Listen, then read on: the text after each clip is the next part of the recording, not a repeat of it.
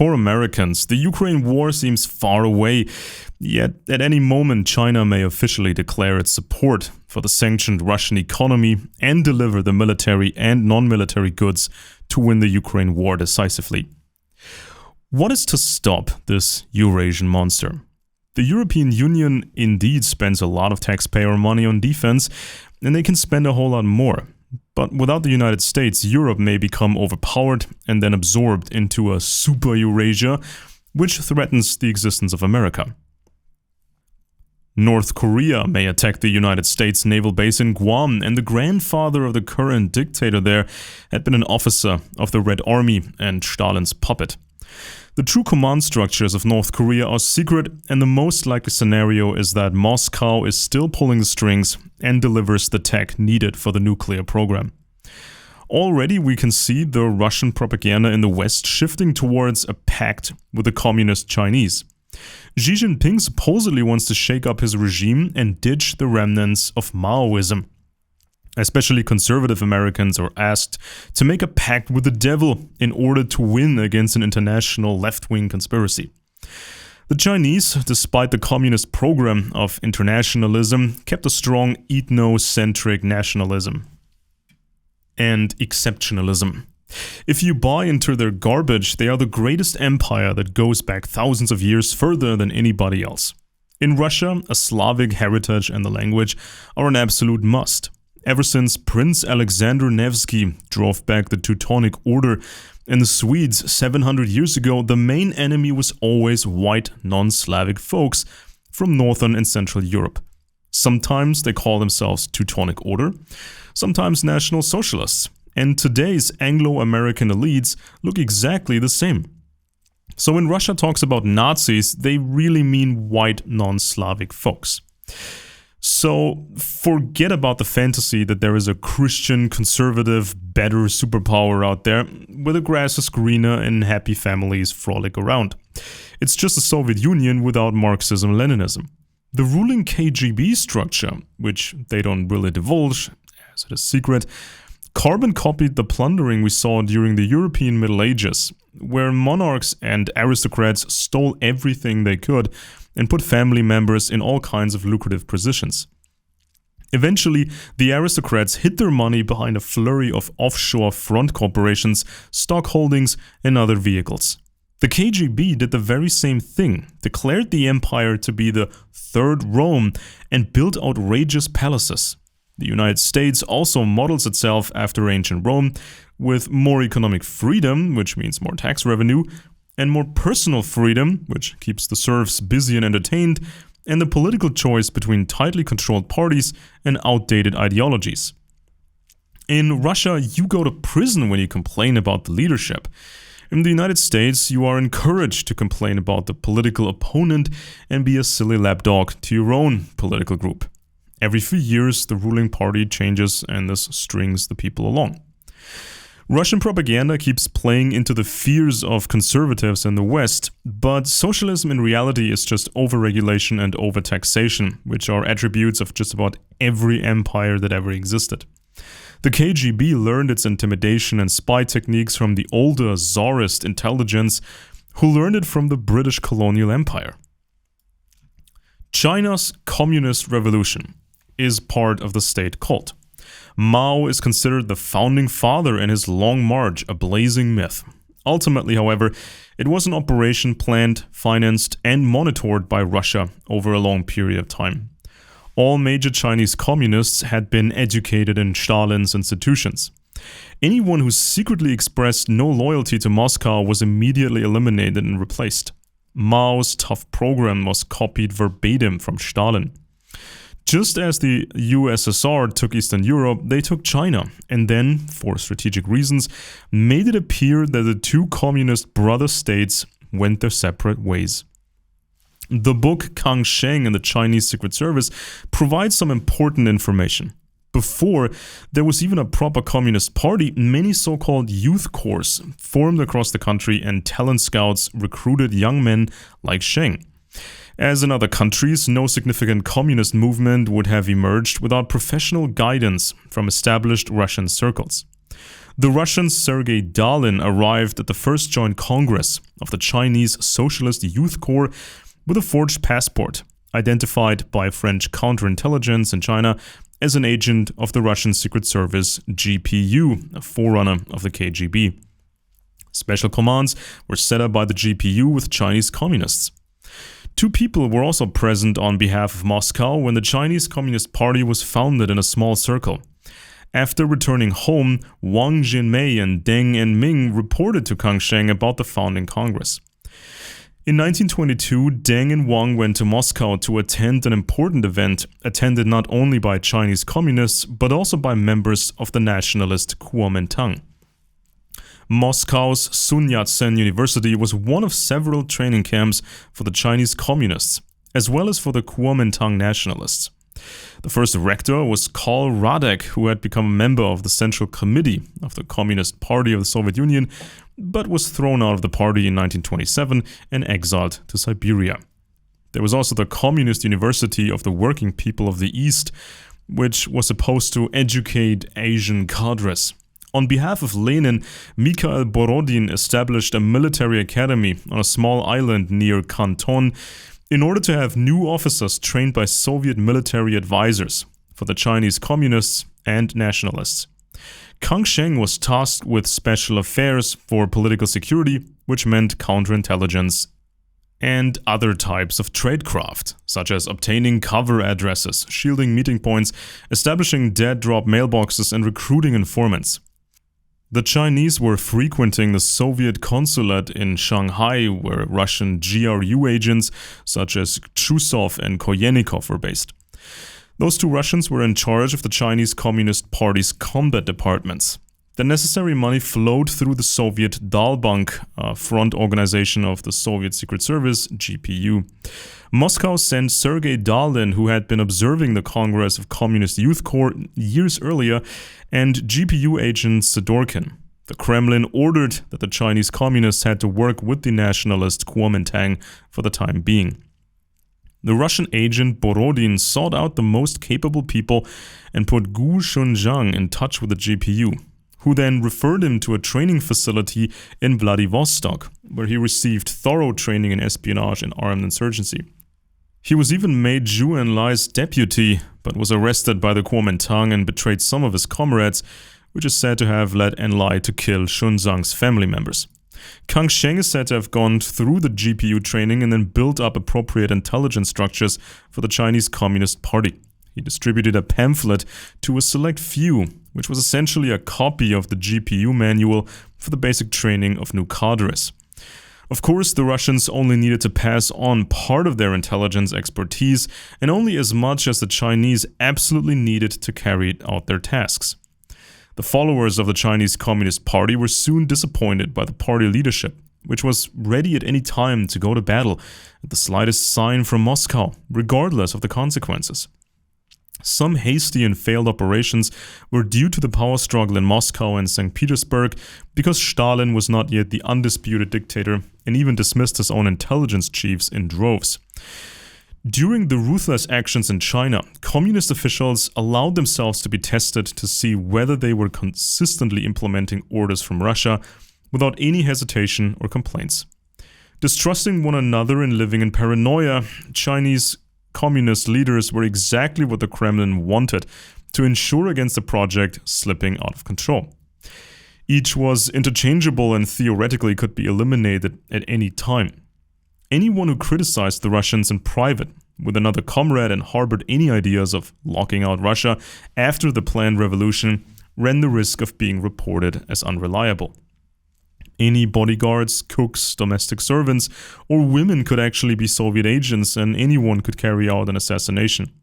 If you messed with the Kremlin, your own wives and children would be in danger. The 6th Congress of the CCP was held outside Moscow in a GPU sanatorium that was thoroughly bugged.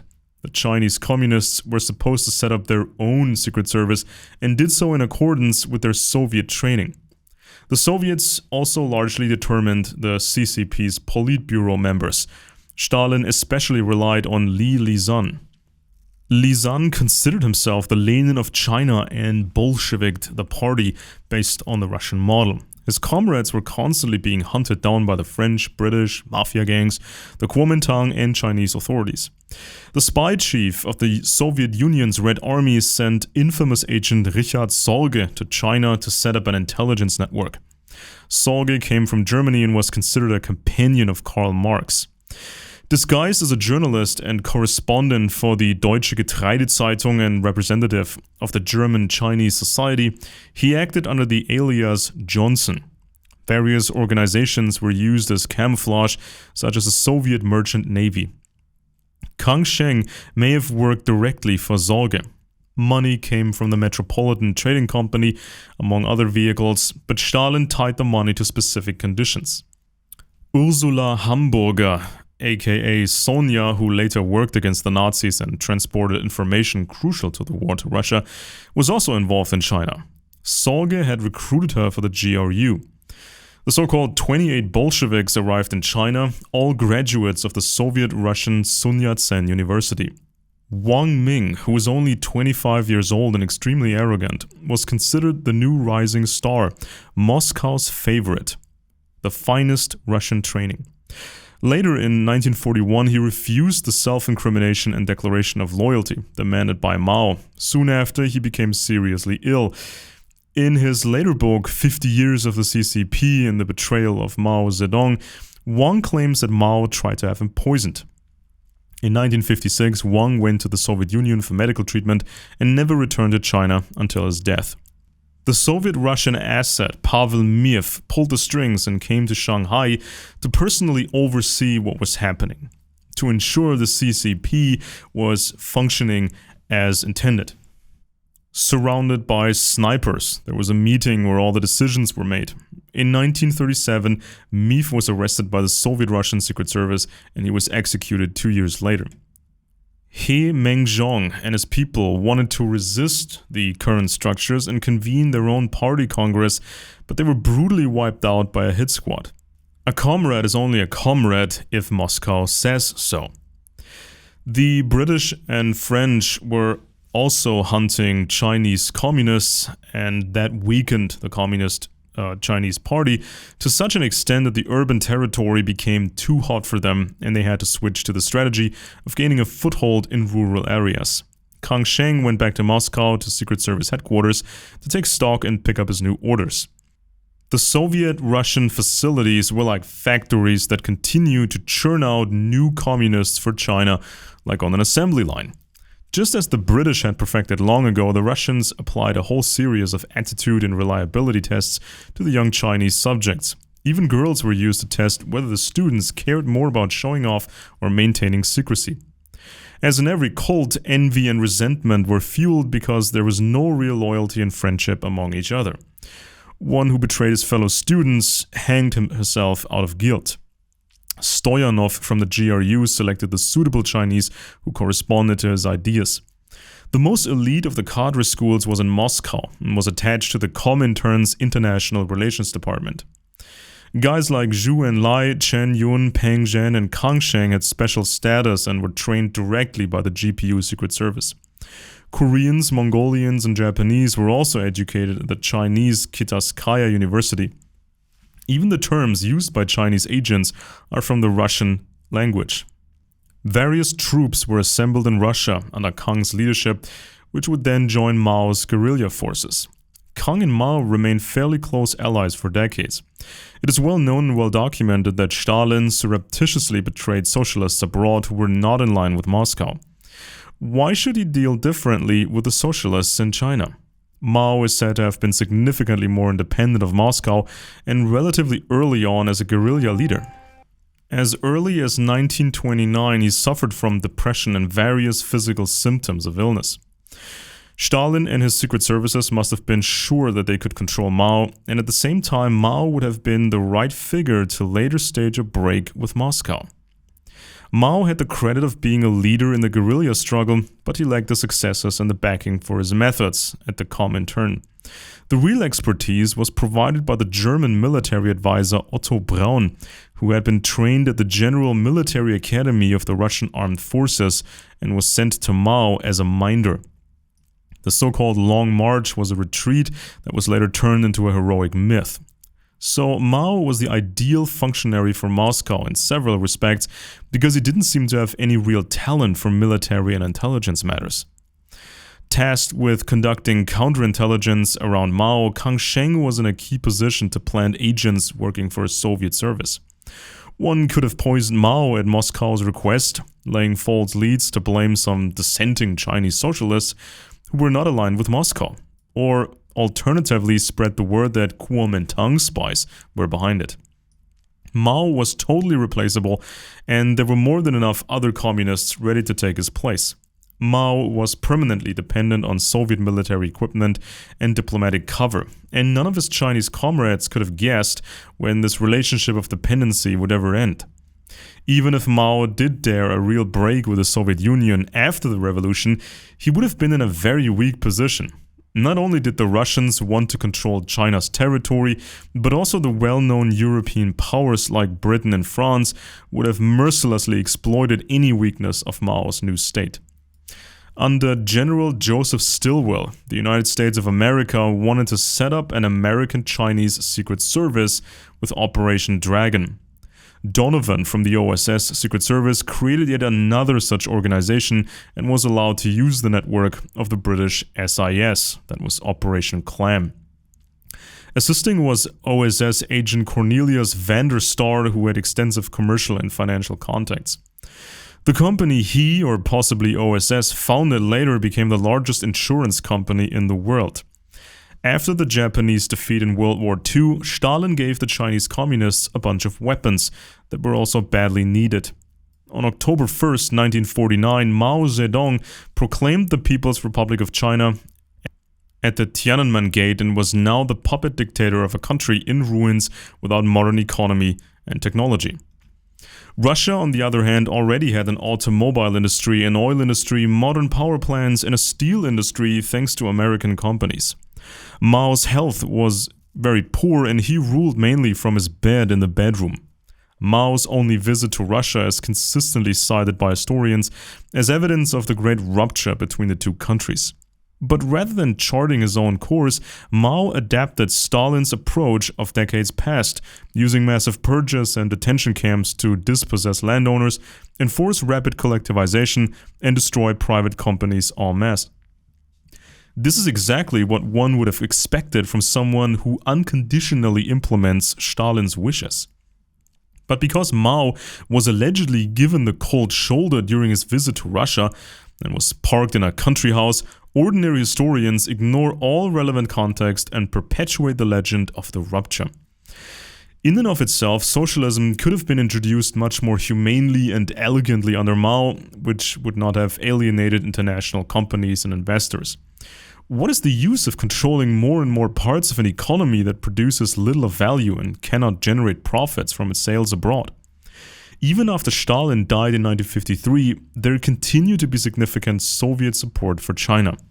The new Soviet leader, Nikita Khrushchev, publicly wooed China's sympathies, but this time it was Mao who theatrically gave the cold shoulder.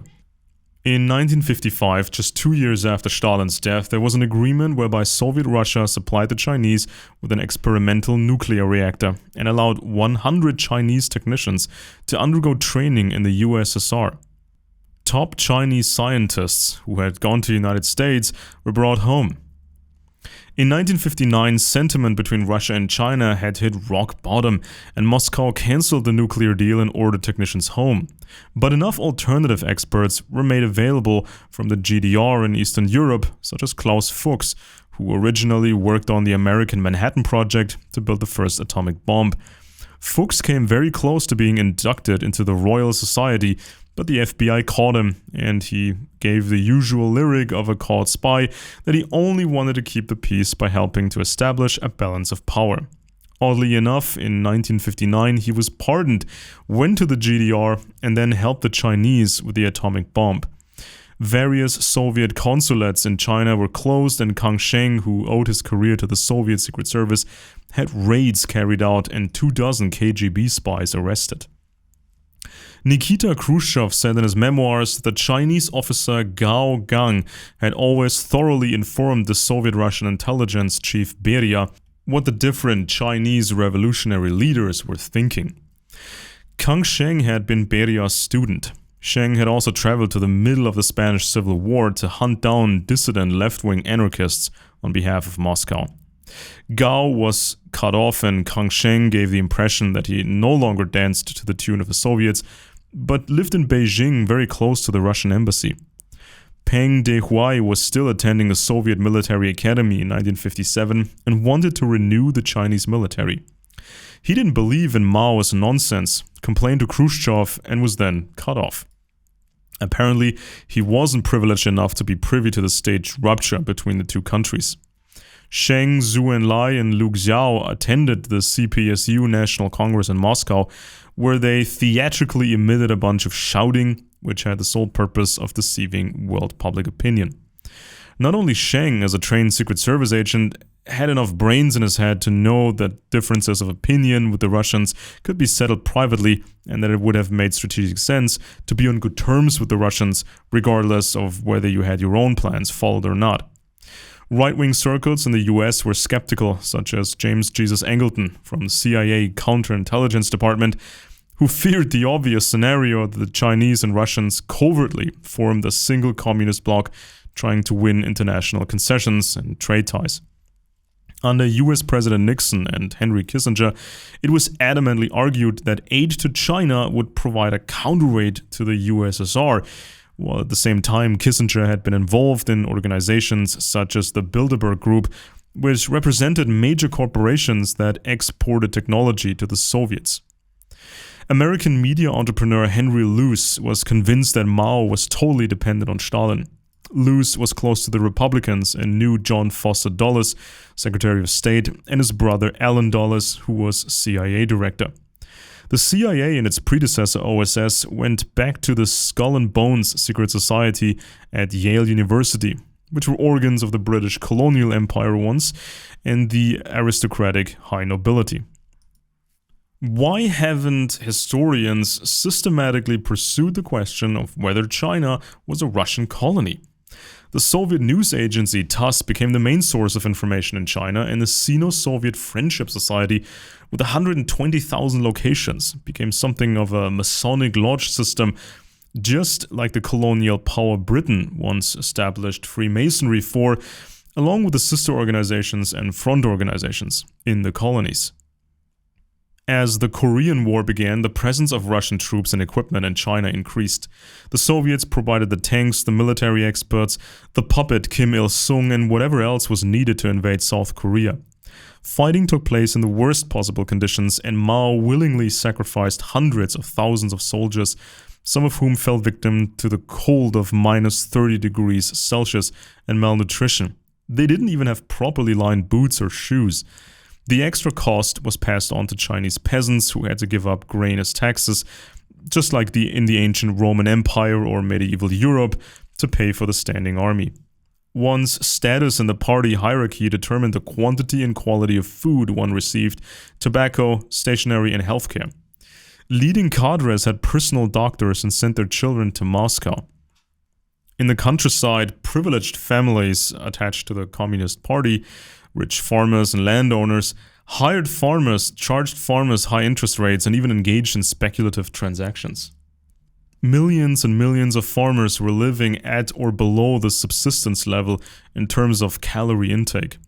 The state only accumulated more debt and became even more dependent on the Soviets, which were also not really productive in bottom line.